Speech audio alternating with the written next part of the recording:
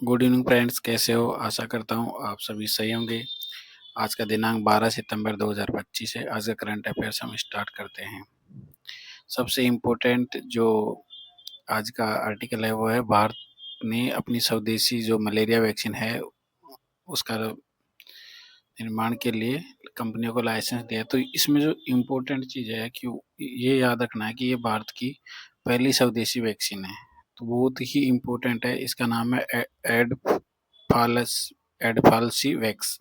याद रख लीजिए, एडफालसी वैक्स मलेरिया वैक्सीन है। इंडिया की पहली स्वदेशी वैक्सीन है। तो ये वैक्सीन क्या करेगी, जैसे प्लाज्मोडियम फॉल्सीपेरम जैसे घातक मलेरिया परजीवी से बचाव करते हुए संक्रमण को रखने पहुंचने से पहले ही रोक देगी। मतलब जो मलेरिया का जो प्लाज्मोडियम फॉल्सीपेरम जैसे घातक मलेरिया परजीवी था, उसको मतलब वर्ल्ड में इन्फेक्शन करने से पहले ही रोक देगी। तो बहुत इंपॉर्टेंट है। ये क्या काम करेगी ये तो नहीं पूछेगा एग्जामिनर, पर इसमें ये याद रख लीजिए कि भारत की पहली स्वदेशी वैक्सीन कौन सी है मलेरिया को लेके, ये याद रख लीजिए। एडफालसी वैक्स फिर वापस याद दिला देता हूँ आपको। एडफालसी वैक्स है। जब इंडिया ने ये वैक्सीन बनाई है तो मतलब इंडिया के कुछ टारगेट भी होंगे मलेरिया को लेके। तो इंडिया का टारगेट है कि हम 2027 तक लोकल लेवल पे जीरो मलेरिया करेंगे और 2030 तक हम इससे पूरी तरीके से उन्मूलन कर देंगे इसका।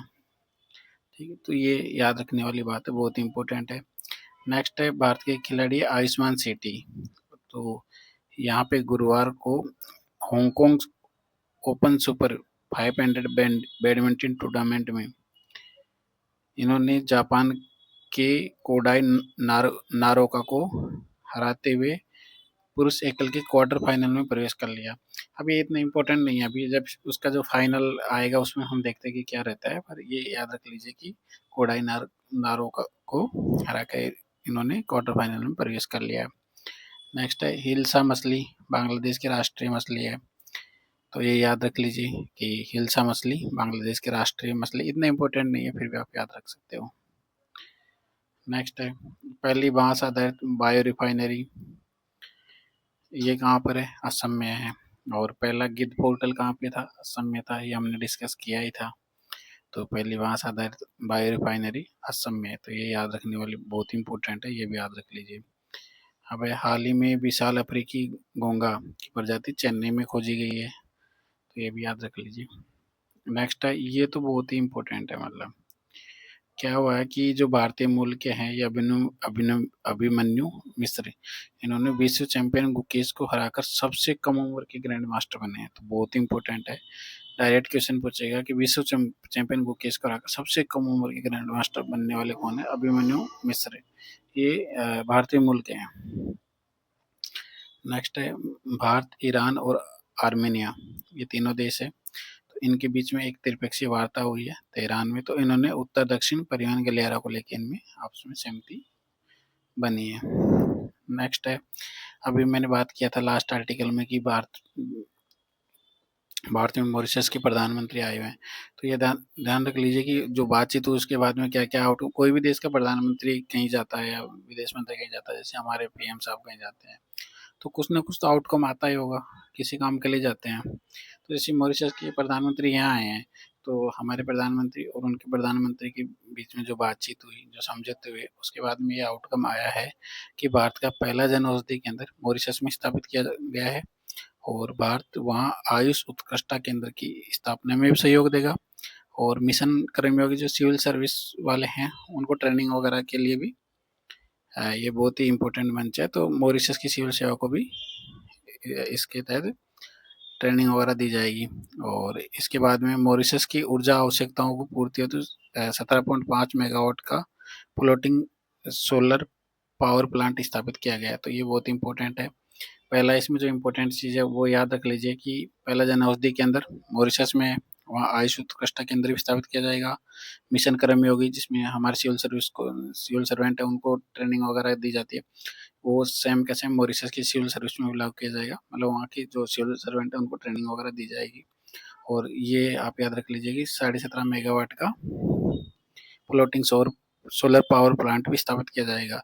तो ये जो मॉरिशस के पीएम साहब यहाँ आए हैं तो उसके बाद में ये आउटकम आई है, तो ये याद रखने वाली बातें हैं। अब राजस्थान विशेष करके हमने सीरीज चलाई रखी है। मंगलम विश्वकर्मा इंडस्ट्रियल पार्क, ये जयपुर के चंदवाजी क्षेत्र में विकसित किया जा रहा है, तो ये याद रख लीजिए। सीधा पूछेगा मंगलम विश्वकर्मा इंडस्ट्रियल पार्क कहाँ है, जयपुर के चंदवाजी क्षेत्र में। डायरेक्ट तो ऐसे पूछेगा कि जैसे 4 दे देगा, जैसे कि जैसे अलवर दे देगा कि ये किसके लिए फेमस है, मंगलम है, ऐसे करके वो देगा, आपको याद रखना है। राष्ट्रीय आयुर्वेद संस्थान जयपुर ने थाईलैंड में आयुर्वेदिक पढ़ाई और रिसर्च से तो एमओयू किया। इतना इम्पोर्टेंट नहीं है, थोड़ा बहुत देख लीजिए, क्योंकि पहले जोधपुर वालों ने किया था, वैसे अब इन्होंने किया, तो इतना इम्पोर्टेंट है नहीं, एक बार देख सकते हैं आप। गाँव चलो अभियान 19 सितंबर से 2 अक्टूबर तक, इसमें जो सबसे इम्पोर्टेंट है ना, कभी कभी डायरेक्ट क्वेश्चन पूछ लेता है वो कि गाँव चलो अभियान कब से कब था, तो 19 सितंबर से 2 अक्टूबर 2025 तक रहेगा ये, पंचायत राज विभाग है। अब ये क्वेश्चन जो है ये बार बार एग्जाम में पूछा जा रहा है। आरएस का एग्जाम भी हमने देखा, उसमें भी आया, अभी सेकंड ग्रेड टीचर का एग्जाम था, उसमें भी एक क्वेश्चन पूछा गया, तो इसको क्यों नहीं हम क्लियर कर ले। तो ये मैंने बोला ना कि नए आर्टिकल हम इसमें लेके आएंगे, तो ध्यान रख लीजिए। एमएलए वोट फॉर्मूला, आपको क्या करना है, कुल जनसंख्या रहती है, उसमें निर्वाचित एमएलए की जो संख्या उसका भाग दीजिए और इंटू 1000 करेंगे, तो वो एमएलए वोट वैल्यू आ जाएगी, आपको इतना ध्यान रखना है। और ये जनसंख्या 1971 की जो जनगणना है उसके आधार पे है। तो कुल, जैसे एमपी का वोट वैल्यू निकालना है तो कैसे रहेगा, कुल एमएलए के वोट का योग बटा कुल एमपी, मतलब इसका भाग देना है। तो कभी कभी डायरेक्ट क्वेश्चन पूछ लेता है कि मतलब एमपी वोट वैल्यू फार्मूला क्या है, एमएलए वोट वैल्यू फार्मूला क्या है। तो एमएलए के लिए तो सीधा है भाई, कुल जनसंख्या भाग निर्वाचित जनसंख्या इंटू 1000 कर दीजिए। एमपी वोट वैल्यू फार्मूला क्या है, कुल एमएलए के वोट का योग भाग कुल एमपी, ये याद रख लीजिए। तो राजस्थान के लिए बहुत इंपॉर्टेंट याद रख लीजिए कि ये तो आरएस में पूछा गया है कि प्रति एमएलए वोट कितना है, तो 129 है। प्रति एमएलए वोट का वैल्यू कितना है, 129। तो हमारे 200 सांसद है, तो उन सबका कितना वैल्यू हो गया, 25,800। अगर एक स्टेप आगे आरपीएस से जाना चाहिए या जो राजस्थान के एग्जाम में, तो पूछेगा कि राजस्थान के कुल एमएलए का जो वोट वैल्यू कितना है, प्रति एमएलए तो 129 है, कुल कितना है 25,800। और सांसद वोट जो वैल्यू 2022 के हिसाब से, तो कुल एमएलए वोट वैल्यू है 5,49,474। ये याद रख लीजिए, अभी सेकंड ग्रेड का एग्जाम हुआ था उसमें ये वाला वैल्यू था सीधा 5,49,474, ये याद रखने वाली बात है। नेक्स्ट है एमपी 776 है टोटल हमारे, 543 लोकसभा में, 233 राज्यसभा में, और प्रति सांसद वोट 708, ये भी बहुत इंपॉर्टेंट है। देखो कहीं ना कहीं ये क्वेश्चन बार बार आ रहा है एग्जाम में कि एमएलए वोट कितना है और ये कितना है, तो एक बार हम इसको वापस रिवाइज कर लेते हैं कि कौन कौन सी इंपॉर्टेंट है। ये तो इम्पोर्टेंट है ही, आपको याद रखना है कि भारत की पहली स्वदेशी वैक्सीन है एडफाल्सी वैक्स, ये याद रख लीजिए, मलेरिया के लिए। नेक्स्ट है आईसीटी वाला, इतना इम्पोर्टेंट है नहीं, ये बस याद रख लीजिए कि पहली बांस आधारित बायो रिफाइनरी असम में है।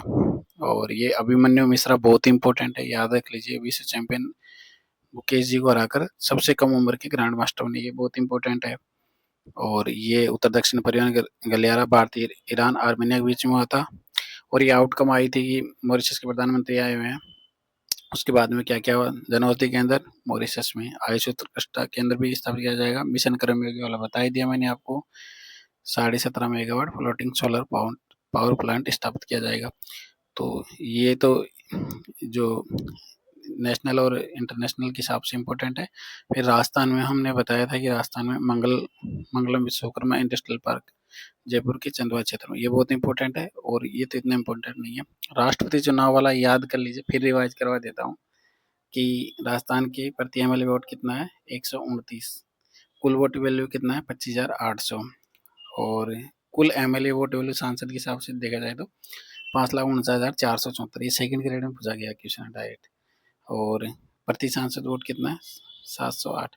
दोस्तों हम नई नई सीरीज लाने की कोशिश कर रहे हैं, और मैं भी सारे पेपर देख रहा हूँ जो ट्रेंड क्या चल रहा है एग्जाम होगा, और आप निश्चिंत रहिए। मैं फिर आपसे ये रिक्वेस्ट करूँगा कि आप कहीं से भी करंट अफेयर्स पढ़िए, उसमें कोई दिक्कत नहीं है, पर एग्जाम में जाते वक्त एक बार हमारा करंट अफेयर्स देखते जाना, आपको बहुत हेल्प मिलेगी।